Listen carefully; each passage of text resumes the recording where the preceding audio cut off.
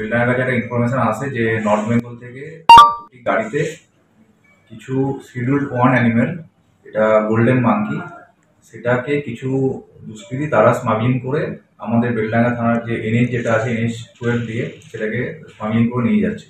তো সেই ইনফরমেশনের উপর বেস করে আমাদের পিসি অফিসার সুদীপবাবু ভাবতা রেলগেটের কাছে তাদেরকে দুটো গাড়িকে ডিটেন করে এবং গাড়ি দাঁড় করানোর পরে গাড়ি সার্চ করে দেখা যায় 4টি গোল্ডেন মাঙ্কি, যেটা basically schedule one animal, endangered অ্যানিমেলের মধ্যে পড়ে, সেগুলোকে আমরা রিকভার করি এবং তাতে 6জনকে অ্যারেস্ট করা হয়েছে এবং 2টি গাড়ি বাজেয়াপ্ত করা হয়েছে। এবং আমরা ফরেস্ট ডিপার্টমেন্টের সাথে যোগাযোগ করেছি, সেটা আমাদের রেঞ্জার বহরমপুরের রেঞ্জার উনি আসছেন, উনি সেগুলোকে ওনার হাতে সেফ কাস্টডি দেওয়া হবে। আর 6জনকে আমরা অ্যারেস্ট করেছি, তার মধ্যে একজনকে আমরা পিসিতে নিয়ে আসবো, যে মেন এদের মধ্যে স্মাগলিং এর আগেও এরকম স্মাগলিং এর সাথে যুক্ত ছিল। তার নাম হচ্ছে মিঠু দাস, বাড়ি হচ্ছে রানাবাদ, যেটা আপনার নদিয়া ডিস্ট্রিক্টের মধ্যে পড়ছে।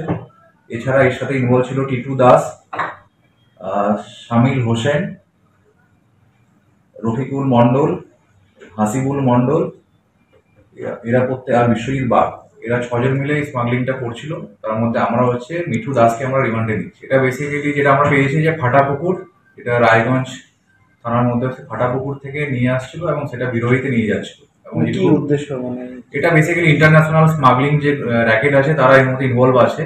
এরা বেসিক্যালি এরা মালটাকে হচ্ছে এক জায়গা থেকে এরা নিয়ে যাচ্ছিল এবং ওখানে রিসিভার থাকতো, রিসিভার সেটাকে রিসিভ করে বাইরে সেটাকে পাচার করতো। এগুলো আনুমানিক মূল্য কত?